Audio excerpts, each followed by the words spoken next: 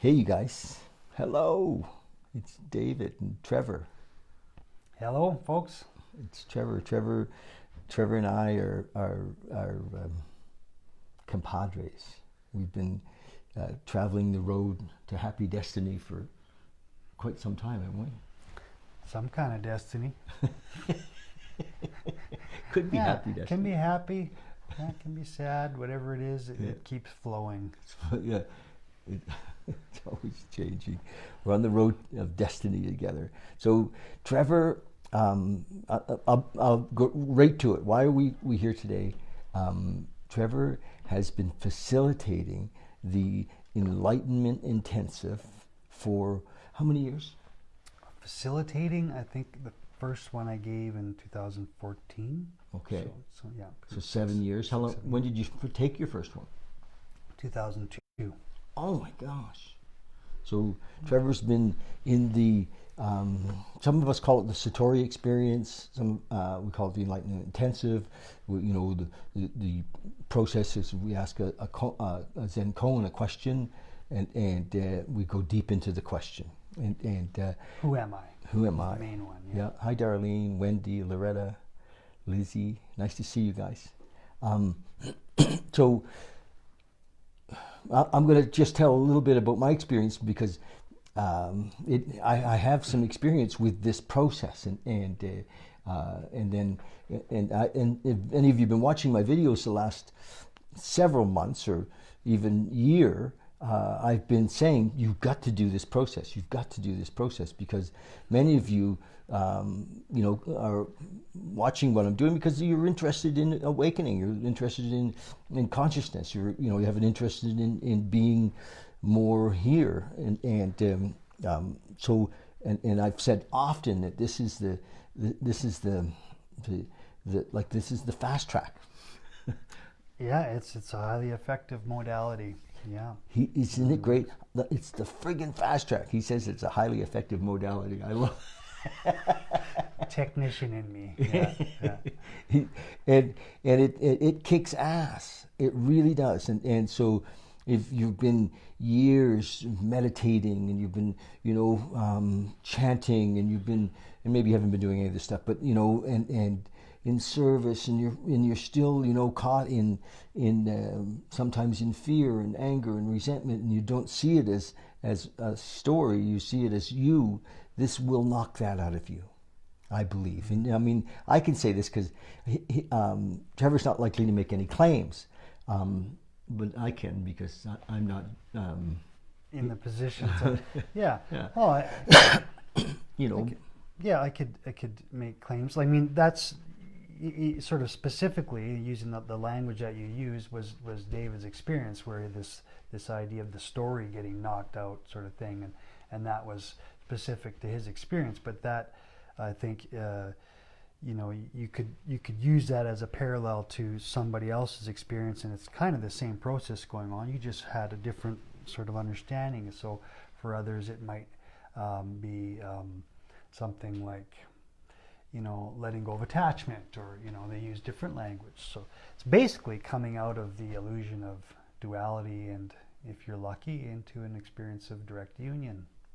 Oneness, Isness. Enlightenment, whatever. Yeah. That. Yes. Yeah, the Tao. So I'm going to tell you a little bit, just my personal story. What happened for me is in 1994, I was in Bali with my teacher at the time was Paul Lowe, and we were in Bali and doing a group, and it was probably like day 20 of this group, and I'll tell you what, like 20 days with Paul is a rocket ship all by itself. No doubt. Yeah. And we did like 30 of them. But he had a friend come to the group in Bali, where we were up in Ubud, and to do this process for just one day.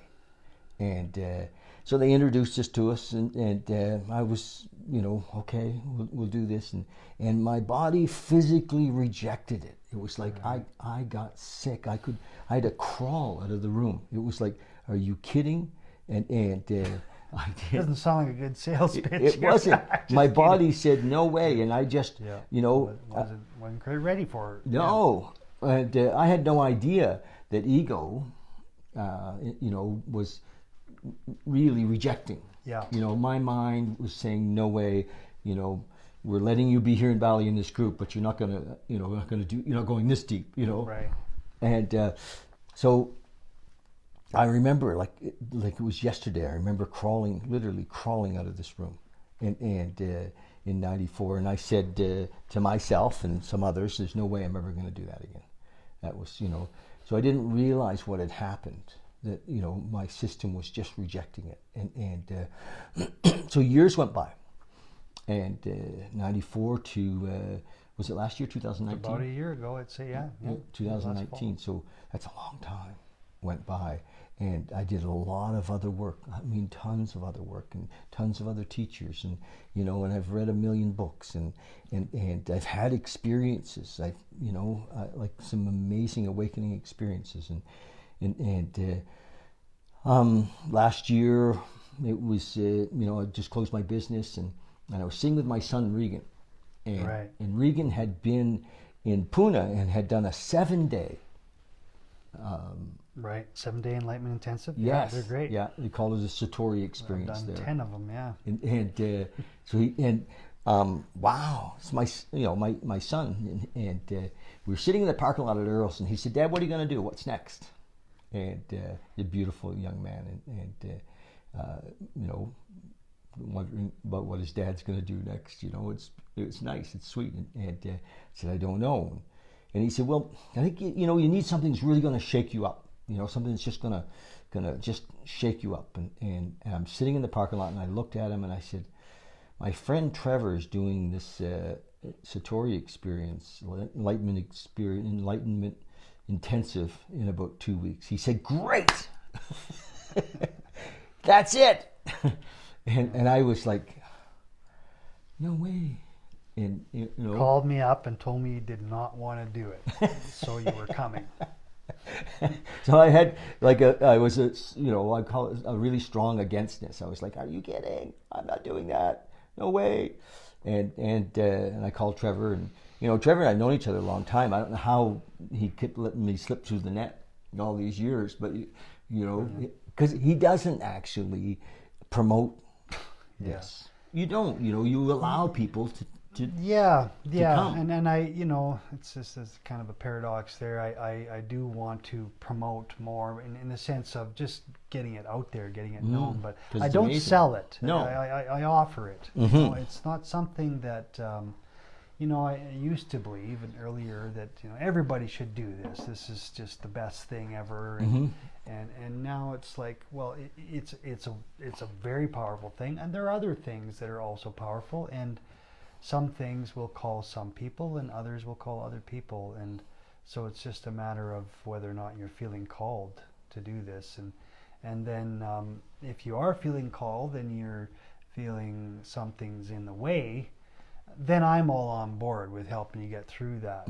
So it's this sort of different approach where I, rather than trying to sort of convince somebody that no, this is great, you need to do this, I just do my best to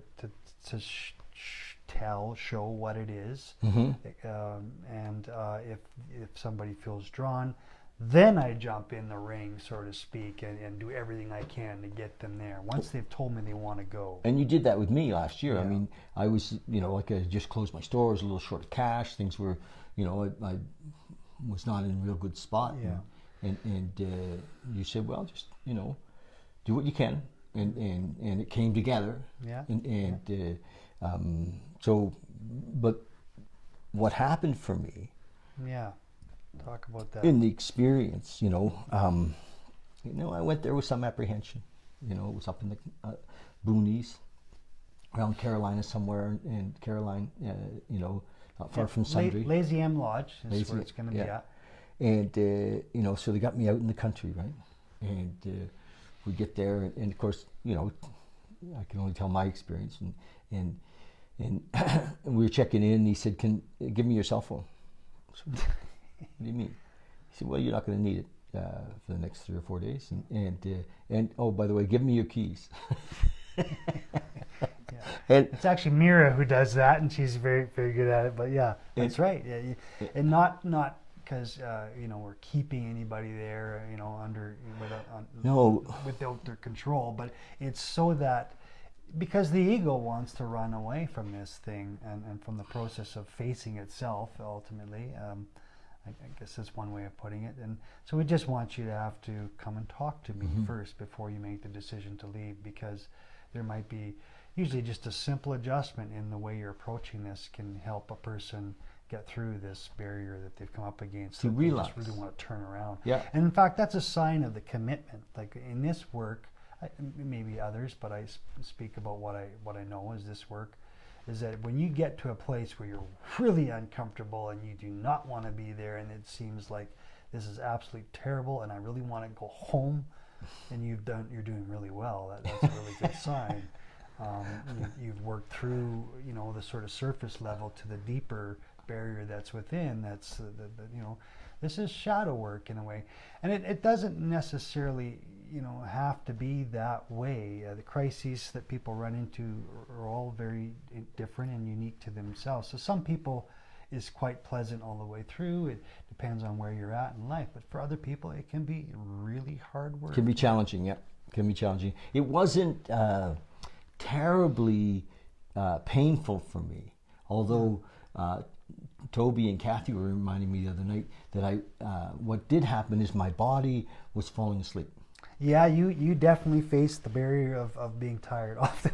I was Yeah. behind David, and there's these basic instructions that with our training that we'll give while the dyad is going on. It's dyad work. We haven't really talked about that, but you can look it all up on my website, theenlightenmentintensive.com. But so the other person's time to share, and David's, and I just come up behind him. Keep your attention on your partner. Like literally, not even 5 seconds later, he's going down again. Keep your attention on your partner. And then I start to put my hands on his shoulders and start to help him that way, because I thought the physical touch can help put a little energy. And the tiredness is a barrier. Yeah. In fact, I don't know that I can say this directly from experiencing it, but it certainly makes sense, and it is in our training, that when you get really tired, I mean, you may have had 7-8 hours sleep, there's no reason to be tired. What's going on there? What they say is going on, and I think this is likely, it's in Jung and Freud as well, you're facing a subconscious barrier you've come up against through the process of doing this technique, and against something in your subconscious that is the mind is pushing up against, and it's hard work, because I keep you at this technique, and it's like pushing against something that you can't see. Yeah. You don't know what it's made of. It's like it's completely unknown, Clearly. and that's exhausting. Yeah. To the conscious mind. Yeah. Well, like in '94, when my body said, became sick, I realize now that it was just rejecting the whole process. It was saying, no way. Yeah, and then once, if you keep at it, and there's obviously really no sick. guarantee. No, yeah, right. But back to the sleepiness, like, if you keep at it, there's a high probability that you'll break through this thing, and then it's like you just wide awake and full of energy. And I did. Yeah. And I did. What was so interesting for me is that when the moment came, it was like I've been there so many times. Yeah. And I hadn't in my life. I've been there, but I didn't realize what it was. Because of my experience with drugs and stuff in the past, in my youth, I always would relate it to being doing acid or similarities to that. and be like, wow, many years ago. But this was so filled with intention to have this experience that when it opened up, it was like, oh my gosh, wow, this is it, and yeah, it's paradoxical to the mind to try and speak of it, but it's like at the same time, while it is brand new, it's like somebody turned the lights on. Yeah. It's also very familiar. It's like the very most familiar. ancient thing there is. You see, because the mind has always made up a story about what awakening would look like. That's right. Where is the fireworks. Yeah, You know, yeah, where's yeah. the, you know, oh gosh, she's finally arrived. Sometimes people even miss it themselves. They don't know they've actually had Yes. an enlightenment experience. But if we're paying attention, you know, we do. But if you can see the person's eyes have shifted. They're actually the consciousness is sort of shining through and looking out. It's a beautiful thing to see somebody in that place. So those of you that are watching, have any of you had this experience? Have you done this Enlightenment Intensive? Have you ever wanted to do it? Have you thought about it? Have you, you know, I'm going to put a link on here for Trevor's website, and which will have the dates and all that kind of stuff. But, you know, I was talking to a friend last night and this morning actually about this, and she said, well, why are you not going? And you know, everything is working. Yeah, you're in a flow here. It is. Nothing's missing right now. My life feels very complete, not full and busy. I'm actually not that busy at all, you know, but full of each moment. You know, I'm having, and I think that a lot of this came where I'm at right now from this experience, you know,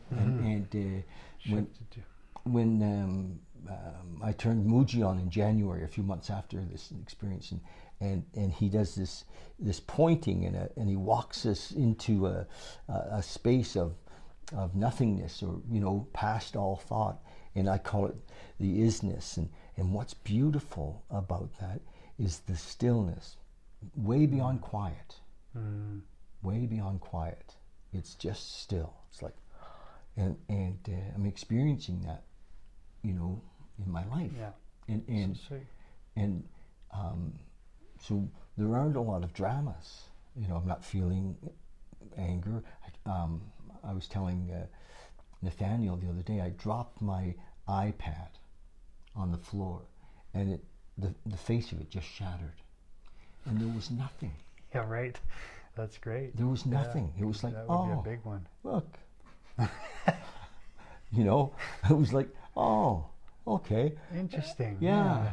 I went upstairs and talked to Siri, and said, Siri, help me find a place to fix iPads. You know, and it just, there was magic. There was no. Just don't drink his coffee.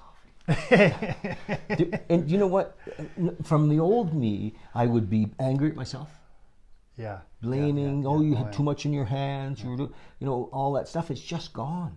Yeah. And it, you know, so no. And that shift largely took place Yes. on the Enlightenment Intensive. Yeah. That's great. And now I've been feeding it with my time with Muji, because that's the key. Yeah. Integrating that experience into your life and keeping it alive. And also my time sharing as well, like, you know, with others. Oh, that's really, you've taken the next step. It's like when I stopped, I didn't stop participating in intensives. I still do when I can, but when I decided to facilitate, it's the other side of it, right? So it's what you're doing so now, putting yourself on the line. We get it by giving it away. Yeah, that's right. Before I want to just step back to, and David, speaking of your experience of like how you're not feeling called to this one, and, you know, because it's not that you need to be in a place of drama or reactivity, or that's a good time to go to an Enlightenment Intensive, right? It's just that's the experience David's having that's lining up with this. So it comes down to whether or not you feel a pull, you feel a call. You feel like, you know, maybe everything is going wonderfully for you, like it is for David right now, but you still do feel the call. It's like, okay, it's time for another level, or, you know, so it's how it looks in the world can be very different. Go where the energy is. Yeah. If the energy is to go. If the energy is no fucking way. Might be. Go. You know, excuse my language. But, you know, if you have this, like, oh my gosh, are you kidding? I don't have time. I can't afford money. I mean, you know, the whole long list of, then it might be time. You know, well, just take a moment. I mean, you take a minute, really, literally a minute, to just ask yourself. Right now. You know, right now. You know, I guess you could ask you two things. Do you want to really know who you really are? Do you want to know the truth?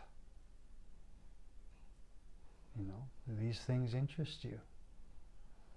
If they interest you, then this is the place to go.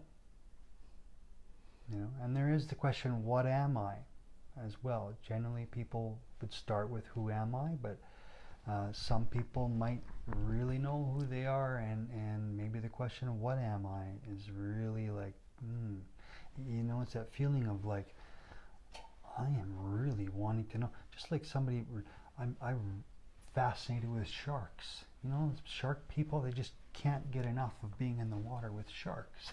It's just something that popped in my head. It's like this really like genuine. sharks? No, that's probably why I said it. It's like, of all the things on planet Earth, sharks are my greatest sort of. No, thank you. Okay.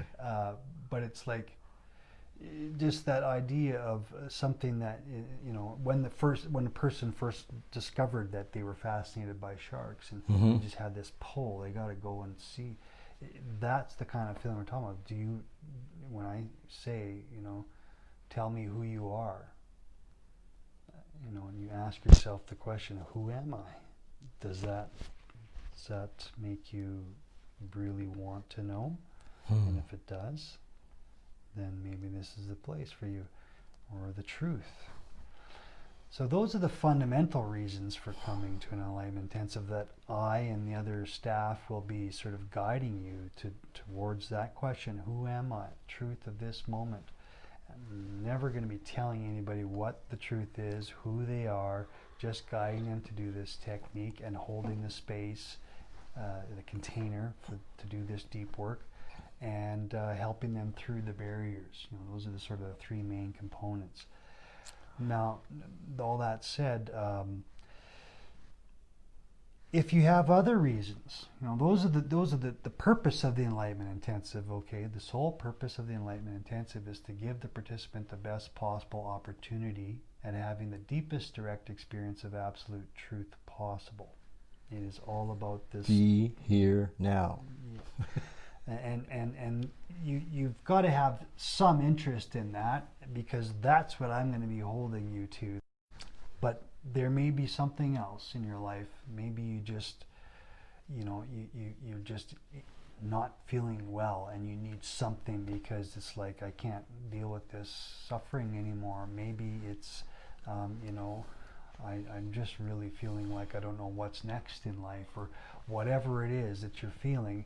And somehow this Enlightenment Intensive, Speaks from to whatever you. we said today or on the website, something speaks to you that relates to where you're at, that isn't necessarily who am I or the truth, but it's probably the truth is where it's the truth of something. You got something going on in your life, and you want to know what that's about. Well, you want to know the truth of what that's about. So that could be a reason to come as well. But just know that I'm only going to be, you know, guiding you to resolve this question. And I pray, and I hope everybody that comes, for all the reasons that they come, have all those reasons come to fruition, so that they are fulfilled, while I hold them to their question of who am I, who am I, who am I. Yeah. Yeah, that's how it goes. So that's beautiful. That's, you know, and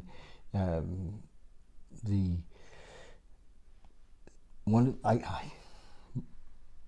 can just say a couple of things. Sure. Yeah. So what happened for me was that I got to see at depth not who I was in the moment when I was asking the questions, but who I came to realize who I wasn't. Mm-hmm. And who I am is my natural state. And is all of the stuff that I imagined that I was, that I've been told that I was, that I believed that I was, got washed away. What was left was the direct experience, my natural state. It was there all along. Oh, there all along. Guess what? You've always been you. Yes. Covered by this story of who, you know, my mom, God bless her, told me I was, or my dad, or my, you know, the Brady Bunch, you know, our cultural conditioning. It was all on top of my natural state, our natural state. So yeah. And I just want to say that if you feel like it's coming, recognize that ego may resist. You know, ego might say, "Oh, well, you don't need that." Yeah. And recognize that happens often when we're moving to a new level or a new awakening. Or That does, yeah, it happens often. For some, it just might be, I'm in, and they're just no problem. And for others, it's like something's like, man, I'm just really drawn to this, but something I can't starts to come up. That's when you need to call me, frankly. You know, I need to speak. I do speak to everybody just to have a conversation and get into a relationship and make sure they know as best as I can get across to them what this is about with an actual phone call. But it's an interview, actually. It's an interview. It is an interview. I don't want people to get into something that they're actually not interested in, for one, and also I want people who want to do it. It's going to be very, non-helpful to the process, to the other participants, if somebody's there that because their son told them they had to. Yeah. Well, but it was a little different with you. You weren't disruptive at all. Yeah. It's like he knew. He was one of those. Dave was one of those. Like, I don't. That's what you said when he called me. He said, yeah. So told me the story with your son, and he said, and I absolutely do not want to do this, so I'm coming. And that's what he said. That's perfect, But so that's exactly because we already knew each other. But that's the point of reaching out to me, is that we've been roommates. We were roommates, yeah. So it's the point of where you feel like there's something pulling you, yet there's something really big in the way at the same time. But you feel this pull. That's what I'm here to help you with now. And it's we call these initial barriers to enlightenment. They start before the actual intensive process. Yeah. And as soon as you say yes, the process has begun. Yeah. It really has. But thank God it's only a couple of weeks away. When is it? Actually, less than that. Yeah, it's October 1st to 5th. It's coming right up. We're pretty last minute jumping online here, but okay. And it'll be a little bit different than the others in that we've got to follow the protocol these days. So normally we'd have people sitting pretty close to one another in a dyad, and we'll be spread out a little bit. But consciousness and conscious contact knows no limits. It can work just fine. In fact, I did an Enlightenment Intensive recently by Zoom, and it was effective. Did you? Yeah. The one in Newfoundland? No, that was a real live 7-dayer, and Newfoundland's there's so little COVID going on there that there wasn't a problem that way. But did they speak Newfoundlandese? There's a lot of dialects in Newfoundland, yeah. So it's like it's not just that that we hear that same accent. There's many different. So anyway, but the Zoom worked fine, and this isn't going to be a problem at all. And we will do everything to keep you safe in this strange time that we're in. We don't have to wear masks or anything like that. This is in Caroline, so it's outside of the Calgary district. It's in a different. It's a Clearwater, I think, Clearwater County. So masks are not a bylaw, so there won't be any masks. But if we wear whatever you want. Well, no, not in the dyads. No, okay. They're not allowed. We remove your mask altogether as much as you can. Right? Okay, we'll see about letting the mask go. Yeah, so no, there won't be any masks allowed in the dyads. If it's a. But there'll be some distancing. There's distancing. We do in the 2 meters, right? So. Okay. And sideways as well, and. Cool. The staff, and the staff, if we need to come in to get close to you, we will be wearing a mask or like maybe one of those face shields. Probably I'm leaning towards that, something clear so that you can still see your face. And so it helps for the person, for the human being to feel more comfortable, right? Yeah. So it's going to be fantastic. We're a go. It's happening. There's still room. There's like 4 spots left, but the one is like 95% just about decided. Mm-hmm. So I'm thinking there's only 3 spots left. So if you're interested, act now. Just do it. Yeah. That's it. Okay. We'll put the contact info right in Yeah. and all that, Contact the info link will be here, and you got time. You're not working. Go do this. You know, money's coming. Mother Canada's sending us checks, right? October 1st to 5th, you know, it's like Thursday night. We ask you to arrive around 5. It's about an hour and a half drive, say, from the airport, like at the north end of Deerfoot. And then it ends around, like you could leave Monday noon, even 11 a.m. And even a little earlier if you needed to. But you know, if there's any sort of barriers, if there's anything going on where it's like, oh, I really want to do this, but that doesn't work, then call me, because maybe we can make it work. Yeah. Okay. Yeah. Awesome. Thank you, guys. Love you. Just want to mention one thing. You know, we're on YouTube. A lot of you love our YouTube channel. We're going to put this on YouTube. And I just wanted to say, do you love this book? Yeah. We're going to do, we've just made a decision that we're going to start reading this on the 6th of October. I'm going to do, it's Tuesday, Wednesday, Thursday, in 3 days. And then we'll do the next Tuesday, Wednesday, Thursday until we get through it. And I have a sense that there may be some reading days when we only can read a page or two because it's so, you know, and it's going to be on Zoom. And the Bhagavad Gita, man. You know, if you've ever thought, what is that book? You know, what? So we're going to go deep into it. And as I kind of decided to do this, I'm not a scholar of the Bhagavad Gita, so we're really imagining that you're be learning as you go, it'll be speaking to me. Internal battle within, that we're all in. And so it's amazing. Okay, that'll be coming up. Love you. Thank you. And Cammie says she'd love to do this someday. Currently, they're specific. Okay, great. Yeah. No problem. Love you. Yeah, we'll be keeping going here for a long time. Yeah, and thanks so much. Cheers. Bye for now.